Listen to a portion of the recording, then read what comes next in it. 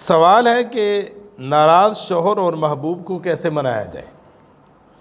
سب سے پہلے یہ خیال کرنا چاہیے، یہ اکثر گھروں کا مسئلہ ہے،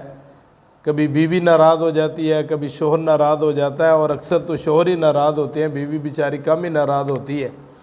چونکہ شوہر کے پاس ناراضگی کے بعد مواقع اور زیادہ مل جاتے ہیں۔ تو ایسی صورت میں سب سے پہلے یہ خیال کرنا چاہیے کہ شوہر کی جو ترجیحات ہیں ان کا خیال کریں۔ شوہر جن چیزوں کو پسند کرتا ہے ان کا خیال کریں۔ شوہر کی پسند کا خیال کریں گی تو وہ خود بخود ہی راضی ہو جائے گا۔ اور اس کے ساتھ ساتھ اس کو چاہیے کہ وہ درود ابراہیمی پڑھے اور اس کے بعد 700 مرتبہ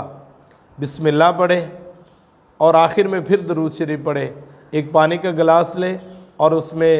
پھونک ڈالے، پھونک مارے، اور اس میں ہلکا سا لعاب بھی ہو، یعنی یہ پھونک مارنی ہے ایسے کر کے اس میں تھوڑا سا لعاب بھی جائے،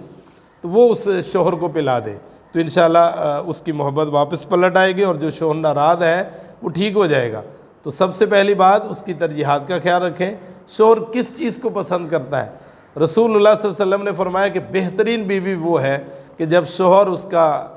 گھر آئے تو وہ ایسا انداز اختیار کرے، ایسا بول بولے کہ شوہر راضی ہو جائے۔ لیکن ہمارے ہاں کیا ہوتا ہے، بیوی سارا دن ٹھیک ہوتی ہے، شوہر جب گھر میں آتا ہے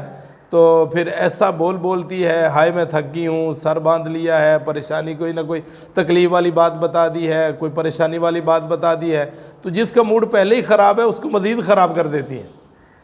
تو ہمیں چاہیے اگر گھر میں کوئی ایسا ماحول ہو بھی گیا ہے، کوئی پریشانی آ بھی گئی ہے،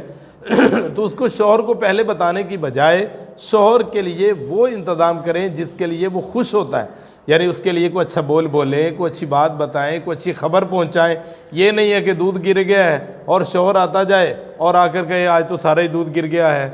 بھئی دودھ گر گیا ہے تو کیا حرج کی بات ہے، لیکن شوہر کے لیے ایسا انداز اختیار کریں جس کو دیکھ کر اور سن کر جو ہے وہ شوہر خوش ہو جائے۔ اور اس کے ساتھ ساتھ یہ وظیفہ کریں کہ شروع میں درود شریف پڑھیں اور اس کے بعد 700 مرتبہ بسم اللہ پڑھیں،